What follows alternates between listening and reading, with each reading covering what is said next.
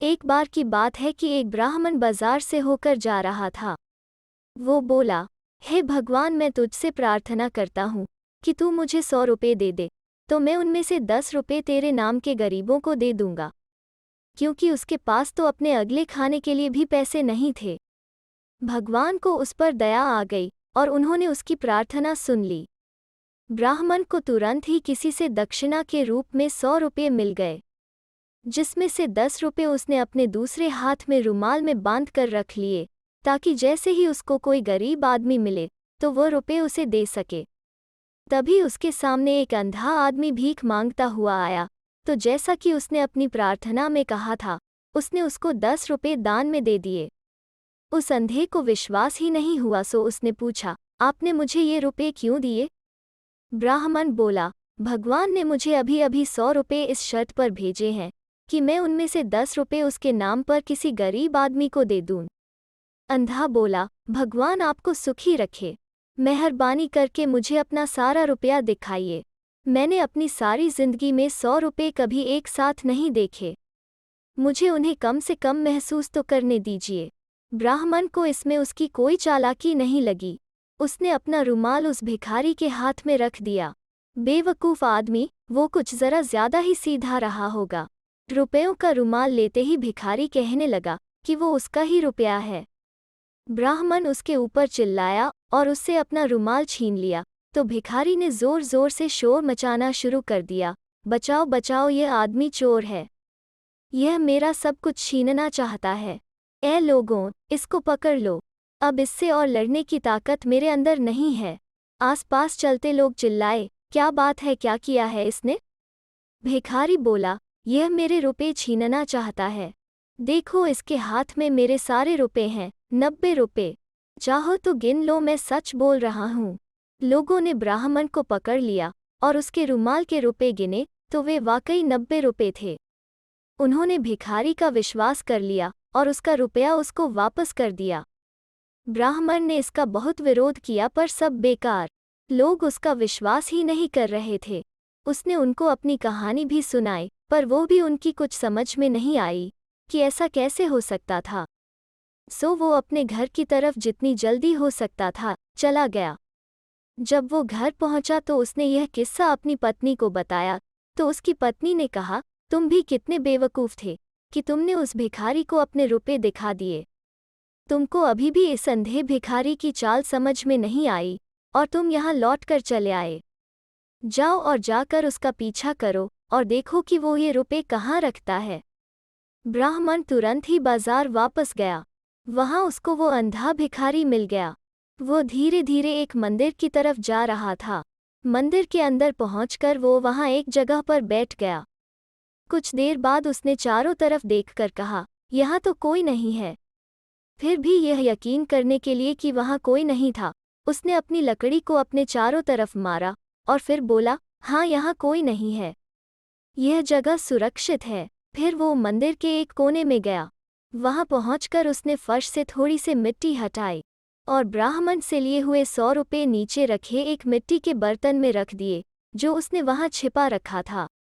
फिर वो बोला, भगवान का लाख लाख शुक्र है, सुबह मेरे पास केवल 1000 रुपये ही थे, पर अब मेरे पास 1100 रुपये हैं। भगवान का बहुत बहुत शुक्रिया। जब ब्राह्मण ने भिखारी के ये शब्द सुने तो वो बहुत खुश हुआ। जैसे ही भिखारी मंदिर के बाहर निकला तो ब्राह्मण मंदिर के अंदर गया। वहाँ से वो मिट्टी का बर्तन निकाला और उसे अपने घर ले गया। जब वो घर पहुँचा तो उसकी पत्नी ने उसकी बहुत तारीफ की और उसको फिर से उस अंधे भिखारी के पीछे पीछे जाने के लिए कहा कि जाओ और देख कर आओ कि वो अब आगे क्या करता है। ब्राह्मण फिर चला गया। अगले सारा दिन वो उस भिखारी के पीछे पीछे घूमता रहा।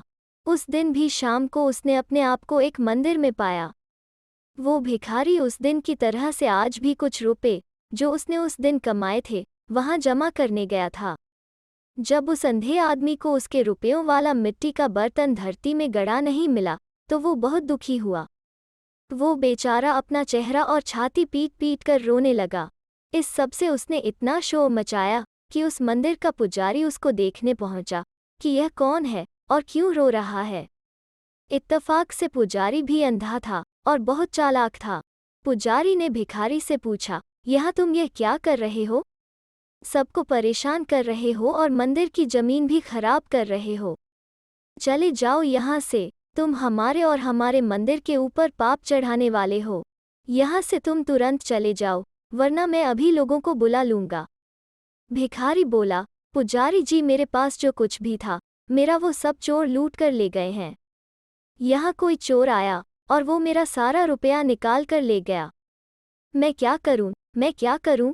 पुजारी बोला, तुम तो बहुत ही बड़े बेवकूफ़ हो। यह रोना धोना बंद करो और इस घटना से अपने अच्छे भविष्य के बारे में सीखो। किसी ने कभी क्या यह भी सुना है कि कोई अपने 1100 रुपये एक मिट्टी के बर्तन में रखकर मंदिर जैसी आम जगह पर रख दे, जहां सारे दिन लोग आते जाते रहते हों? अगर तुमने ऐसा ही किया होता जैसा कि मैंने किया, तो तुम्हारे साथ यह न हुआ होता। गरीब भिखारी ने पूछा, तुम कैसे करते हो? पुजारी बोला, मेरे पास एक बहुत बड़ी खोखली लकड़ी है। मैं अपना सारा पैसा उसी लकड़ी में रखता हूँ और वो लकड़ी मैं हमेशा अपने पास रखता हूँ। देखो, यह यहाँ है। कहकर उसने अपनी लकड़ी उसके पैर पर मारी। फिर बोला, जाओ तुम भी एक लकड़ी ले लो और फिर अपने पैसे के बारे में निश्चिंत हो जाओ। यह सुनकर ब्राह्मण ने अंधे पुजारी की तरफ इस तरह ध्यान से देखा जैसे वो उसका पैसा भी ले लेगा। ब्राह्मण ने एक बड़ी लकड़ी ली, उसको खोखला किया और उसको पुजारी की लकड़ी जैसा बना दिया। पुजारी जब भी पूजा करता था तो अपनी लकड़ी जमीन पर रख देता था, इसलिए ब्राह्मण को यह मौका ढूंढने में बहुत देर इंतजार नहीं करना पड़ा। फिर जैसे ही उसको मौका मिला, उसने पुजारी की लकड़ी से अपनी लकड़ी बदल ली। ब्राह्मण की पत्नी ने जब यह सुना और बहुत सारे पैसे देखे तो वो तो बहुत खुश हुई। उसने अपने पति से कहा, अब तुम फिर जाओ और देखो कि यह पुजारी अब क्या करता है। हो सकता है तुम्हें उसका कुछ और खजाना हाथ लग जाए। ब्राह्मण ने उसका कहना माना और वो फिर से उसी पुजारी की तरफ चल दिया। वहां जाकर वो देखता है कि उसके पास एक और पुजारी बैठा हुआ है। इत्तफाक से यह दूसरा पुजारी भी अंधा था। पहला वाला पुजारी अपने पैसे खो जाने पर दूसरे पुजारी के सामने रो रहा था। तो दूसरे अंधे पुजारी ने उससे कहा, तुम इतने बेवकूफ़ कैसे हो सकते हो? अब तुम मेरी बात सुनो कि मैं अपने पैसे का क्या करता हूँ। मैं अपना सारा पैसा अपने कपड़ों में सिल कर रखता हूँ। वहाँ से मेरा पैसा कौन ले जा सकता है? मेरी सलाह मानो तो तुम भी ऐसा ही कर लो। जब ब्राह्मण ने दूसरे पुजारी के ये शब्द सुने तो वो तुरंत ही वहाँ से भाग गया और मधुमक्खियों से भरा एक छत्ता खरीद लाया और उसको उसने एक मिट्टी के बर्तन की तली में लगा दिया। छत्ते के ऊपर उसने काफ़ी सारा शहद रख दिया।